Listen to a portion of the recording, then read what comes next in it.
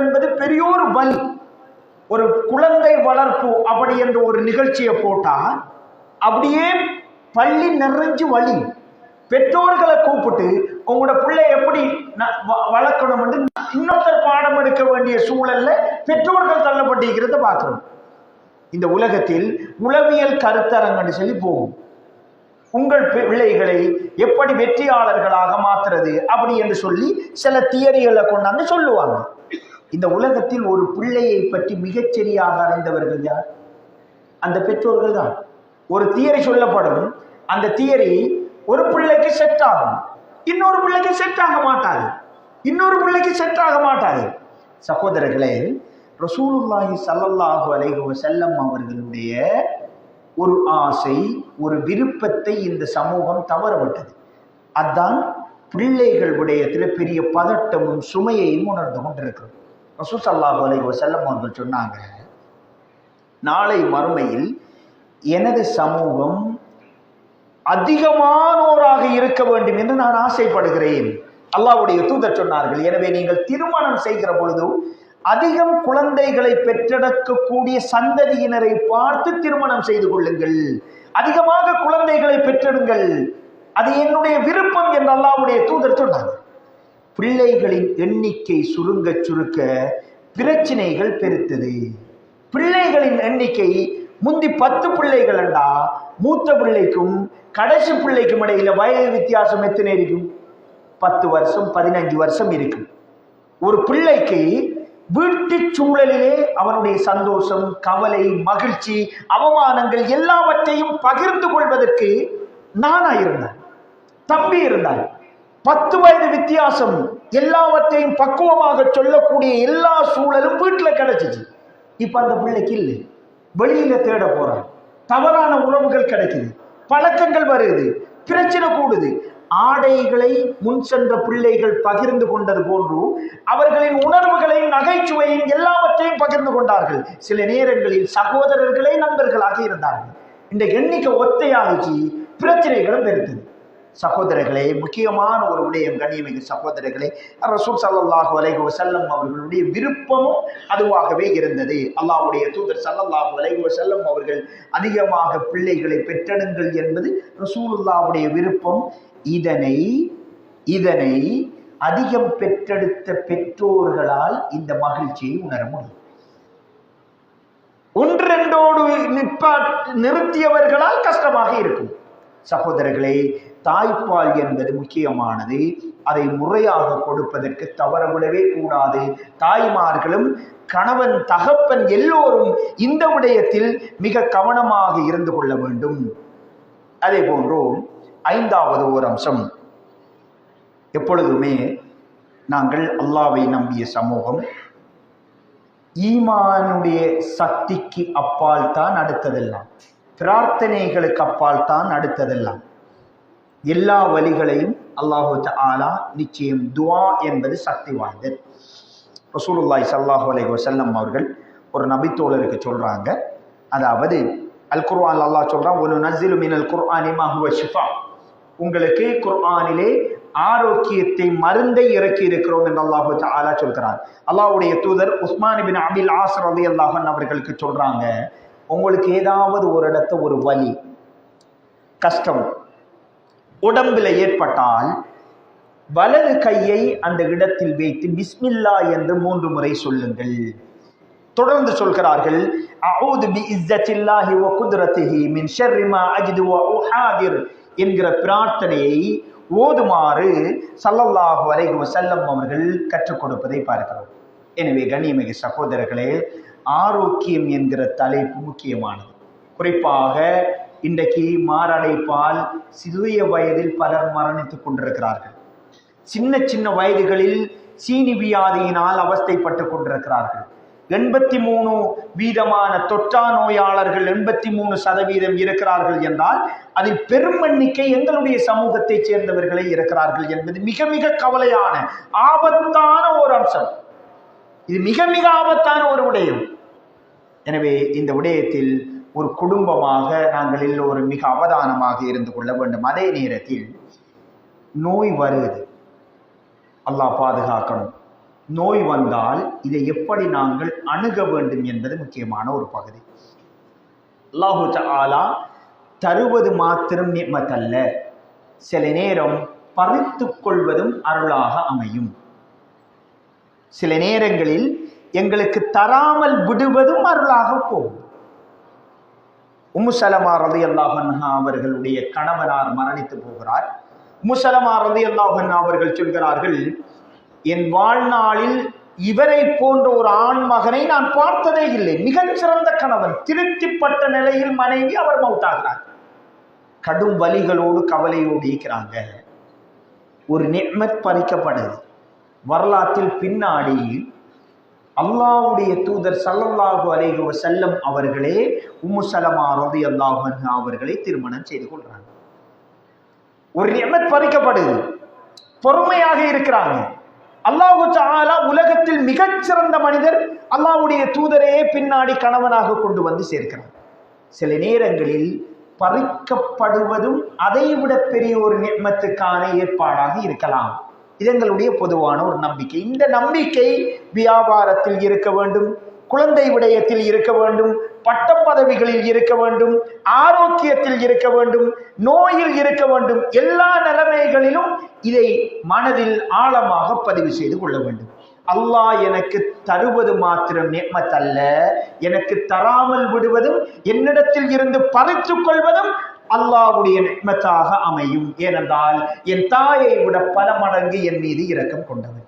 இரண்டாவது ஒரு விடயம் சகோதரர்களே, அதாவது ஒரு முஃமினுக்கு அல்லாஹ் தஆலா ஒரு நோயை கொடுக்கிறான் என்றால் மூன்றில் ஒரு காரணிதான். ஒன்று, சுவர்க்கத்தில் பல படித்தரம் இருக்கிறது.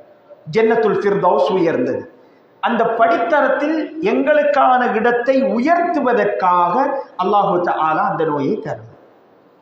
அல்லது இரண்டாவது, இந்த துனியாவில் நாங்கள் சில பாவம் செஞ்சிருப்போம். அந்த பாவத்திற்கு பிராயச்சித்தமாக அந்த ஏற்பாடுகளை அல்லாஹ் தஆலா செய்திருக்கிறான். மூன்றாவது சகோதரர்களே, மறுமையில் எங்களை தண்டித்தால் நாங்கள் தாங்கிக் கொள்ள மாட்டோம். அல்லாஹ் எங்கள் மீது கொண்ட இரக்கம் இம்மையிலே இந்த முஃமினை தண்டித்து விட்டு தூய்மைப்படுத்த வேண்டும் என்பதற்காக அதை தந்திருக்கலாம். எனவே நோய்வாய்ப்படு ரசூலுல்லாஹி ஸல்லல்லாஹு அலைஹி வஸல்லம் அவர்களிடம் ஒரு பெண்மணி வாராங்க, வந்து சொல்றாங்க, எனக்கு வலிப்பு நோய், கடும் கஷ்டமா இருக்குது, ஃபிட் வந்தா ஆடைகள் எல்லாம் கலைந்து விடுகிறது அப்படின்னு சொல்றாங்க. ரசூல் ஸல்லல்லாஹு அலைஹி வஸல்லம் அவர்கள் சொன்னாங்க, நீங்க பொறுமையாக இருந்த உலகில் ஜன்னா, உங்களுக்கு சொர்க்கம் இருக்கு அப்படி என்றாங்க. யார் ரசூலுல்லாஹ், சொர்க்கம்தான் கூலி என்றால் அப்படியே இருந்து கொள்கிறேன், ஆடைகள் விலகாமல் இருப்பதற்கு மாத்திரம் துஆ செய்து கொள்ளுங்கள் என்று ஸல்லல்லாஹு அலைஹி வஸல்லம் அவர்களிடம் சொல்றாங்க. எனவே நோய் என்பது கஷ்டம்தான், சோதனைதான், சுமைதான், பல நெருக்குவாரங்கள் உண்டு. ஆனாலும் ஒரு முஃமினை பொறுத்த வரைக்கும் அல்லாஹு தஆலா பொறுமை காத்தால், அல்லாஹ்வோடு தொடர்போடு இருந்தால் அதை முஃமினுக்கு அருளாக நிச்சயம் மாற்றுவான். இது முதன்மையான ஒரு பகுதி. இரண்டாவது ஒரு அம்சம் சகோதரர்களே, ஒரு நோய் வந்தா அல்லாஹ்வின் பால் நாங்கள் நெருங்குவோம். இந்த உலகத்துல துனியாவை பத்தி சரியாக மதிப்பீடும் புரிந்துணர்வும் உள்ளவர்கள் ஆலிம்களா, மௌலைமாரா, ஹாஜிமாரா, அதிபர்மாரா, தொழிலதிபரா, அல்லது விவசாயியா, ஓடாவியா? யாரும் அல்ல. இந்த துனியாவின் ரசூலுல்லாஹ் லவ் கானத்தித் துன்யா தஅதிலு இன்தல்லாஹ் ஜனாஹ பஊதா, இந்த உலகம் அல்லாஹ்விடத்தில் ஒரு கொசுவின் இறக்கை அளவுக்கு கூட பெருமதியாக இருந்திருந்தால் அல்லாஹ் இறைவனை மறுப்பவர்களுக்கு ஒரு சொட்டு தண்ணீர் கூட கொடுத்திருக்க மாட்டான். யார் சொன்னது? ரசூல் ஸல்லல்லாஹு அலைஹி வஸல்லம் அவங்க சொன்னது. இந்த துனியாட பெருமதி என்னது? ஒரு கொசுவின் இறக்கைக்கு கூட பெருமதியற்றது. இதன் துனியா.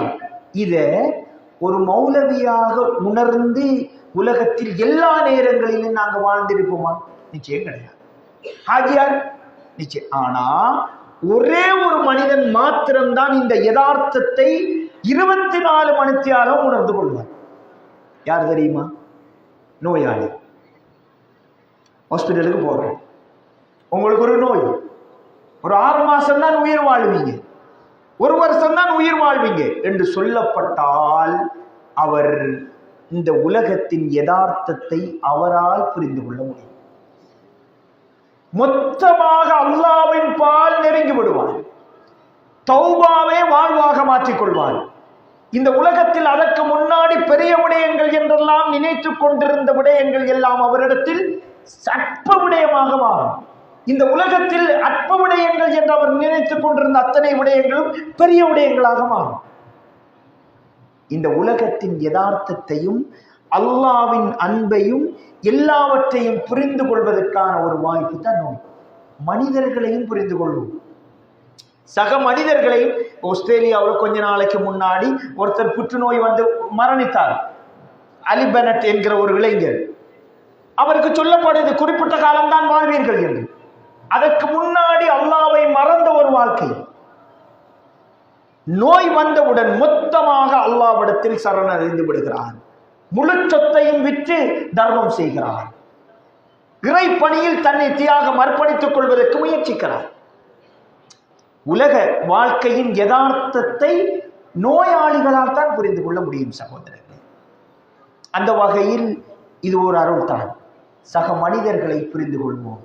யார் எனக்கு உண்மையில் நெருக்கமானவர், யார் உண்மையில் தூரமானவர் என்கிற எல்லா விடயங்களையும் ஒரு நோய் வருகிற பொழுதுதான் புரிந்து கொள்வோம். கனிமிகு சகோதரர்களே, எல்லாம் வல்ல அல்லாஹ் ஜல்ல சுப்ஹானஹு வ தஆலா ஆரோக்கியமான வாழ்வை நமக்கு தருகிற அதே நேரத்தில் அதற்கான முயற்சிகளையும் நாங்கள் செய்ய வேண்டும். ஆரோக்கியம் என்பது பெரிய ஒரு அருள். யா அல்லாஹ், நான் மௌத்தாகின்ற வரைக்கும் அடுத்தவர்களின் தயவென்றி உன்னை சுஜூது செய்யக்கூடிய ஒரு நிலைமையை உருவாக்குவாயாக. உன்னுடைய கஅபத்துல்லாவை தவாப் செய்கிற ஒரு நிலைமையை உருவாக்குவாயாக.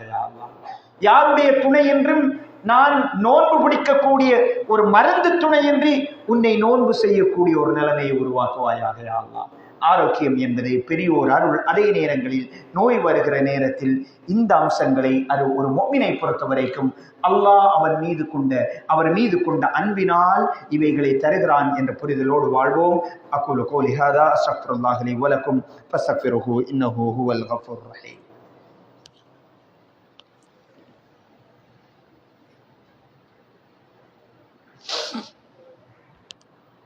அல்ஹம்துலில்லாஹ் வஸ்ஸலாத்து வஸ்ஸலாமு அலா ரசூலில்லாஹ் முஹம்மது இப்னு அப்துல்லாஹ். அம்மா பஅத். கனிமிகு சகோதரர்களே, நாங்கள் நோய்வாய்ப்பட்டோமாக இருந்தால் எங்களுடைய சக்கராத்துடைய நேரம் நெருங்கும். இதுவரைக்கும் நானோ நீங்களோ மலக்குமார்களை கண்ணால் காணவே இல்லை. கண்டிருக்கிறோமா? இல்லை. ஆனால் நிச்சயம் மலக்குமார்களை நானும் நீங்களும் மௌத்துக்கு முன்னாடி காண்போம். கண்டுவிட்டுத்தான் மரணிப்போம். அதில் எந்த சந்தேகமும் பட தேவையில்லை. புகாரி கிரந்தத்தில் வருகிற ஒரு செய்தி, 6507வது செய்தி. அல்லாஹ்வுடைய தூதர் சொன்னார்கள், மன் அஹப்ப லிகா அல்லாஹ் அஹப்ப அல்லாஹு லிகாஅஹு வமன் கரிஹ லிகா அல்லாஹ் கரிஹ அல்லாஹு லிகாஅஹு. யார் அல்லாஹ்வை சந்திப்பதற்கு தரிசிப்பதற்கு விரும்புகிறாரோ அல்லாஹ்வும் அவரை தரிசிக்க சந்திக்க விரும்புகிறார். யார் அல்லாஹ்வை சந்திக்க வெறுக்கிறாரோ அல்லாஹ்வும் அவரை சந்திக்க வெறுக்கிறார். ஆயிஷா நாய் கேட்குறாங்க, யார் ரசூலல்லாஹ், அல்லாஹ்வை சந்திக்கணும்டா நாங்கள் மௌத்தாகும். மௌத்தண்ட எங்கள் எல்லோருக்கும் பயம், அச்சம், வெறுப்பு.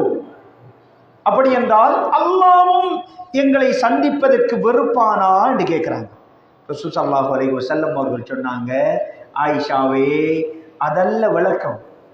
நீங்கள் உங்களுடைய சக்கராத்தை அடைவீர்கள்.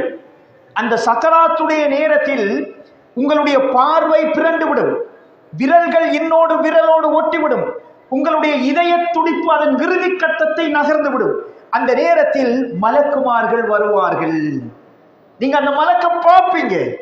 நல்லடியாராக இருந்தால், அல்லாஹ்வை பயந்து வாழ்ந்திருந்தால், அல்லாஹ் என்ற வார்த்தைக்கு முன்னாடி அப்படியே அடிபணியக்கூடியவர்களாக நீங்கள் இருந்திருந்தால் அந்த மலக்கு வருவார்.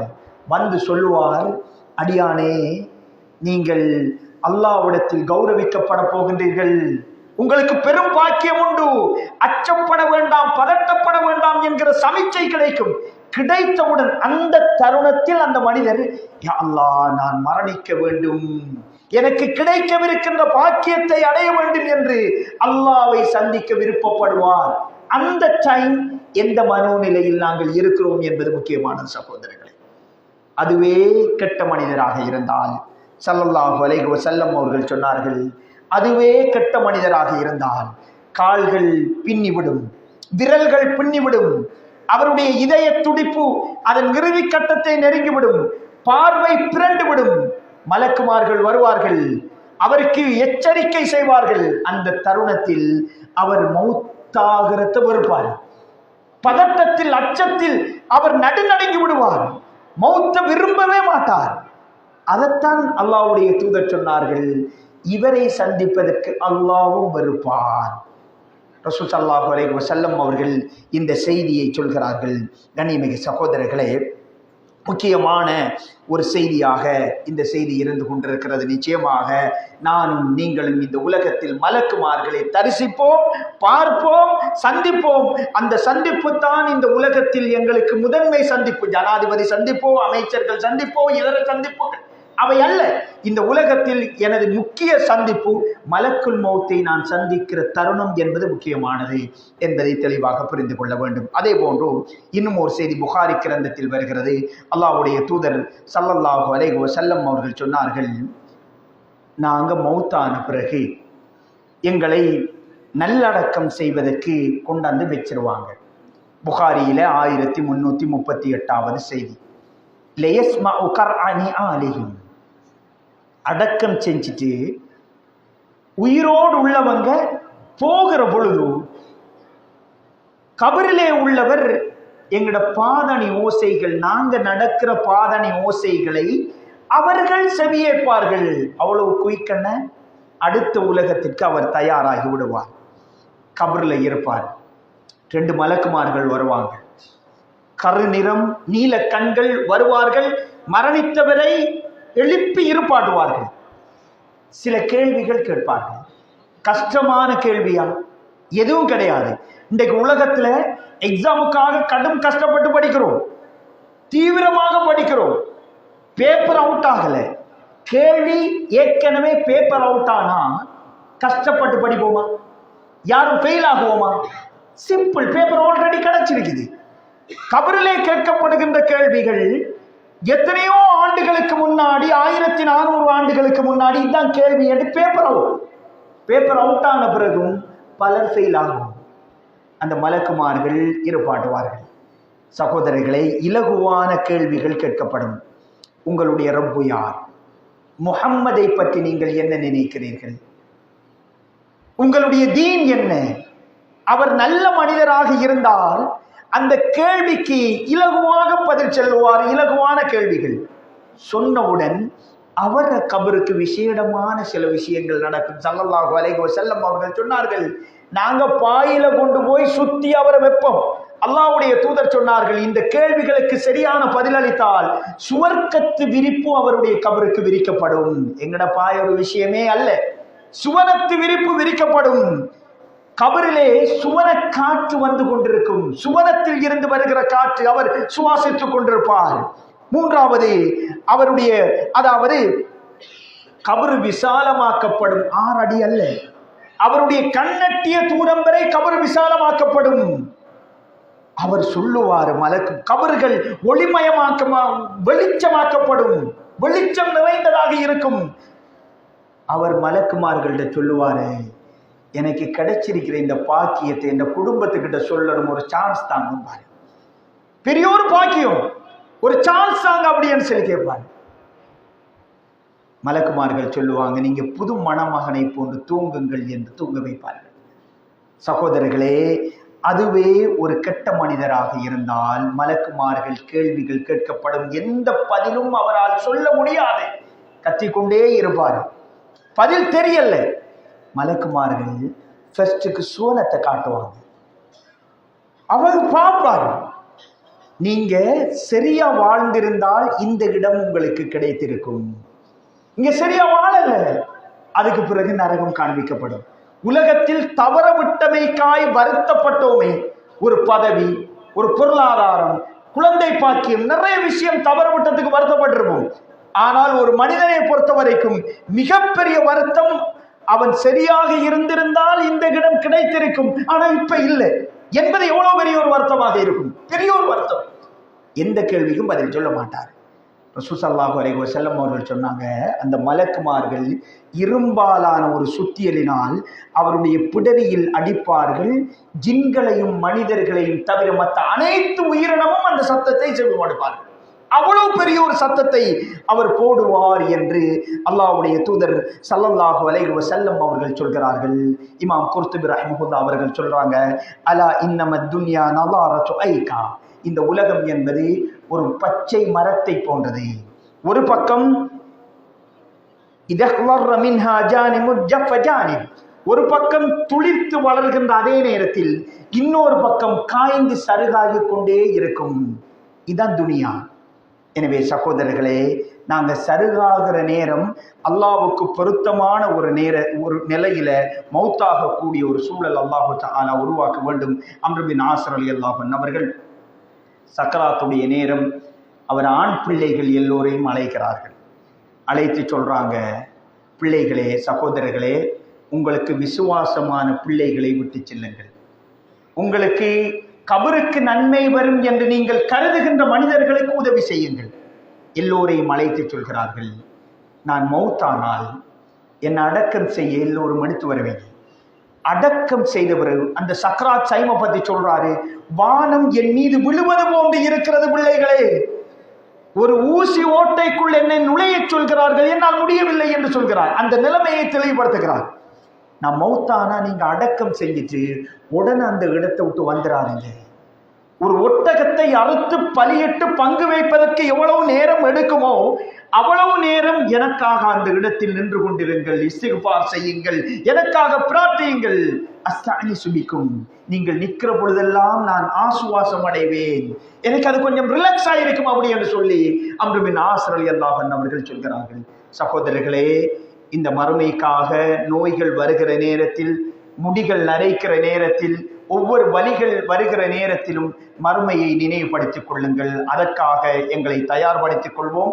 நாங்கள் கபருக்கு சென்ற பிறகும் எங்களை நினைத்து அமல் செய்யக்கூடிய, பிரார்த்திக்கக்கூடிய நல்ல மனிதர்களை விட்டு செல்வோம். அகூலு கௌலி ஹாதா அஸ்தக்ஃபிருல்லாஹ் லி வ லக்கும் ஃபஸ்தக்ஃபிருஹு இன்னஹு ஹுவல் கஃபூருர் ரஹீம்.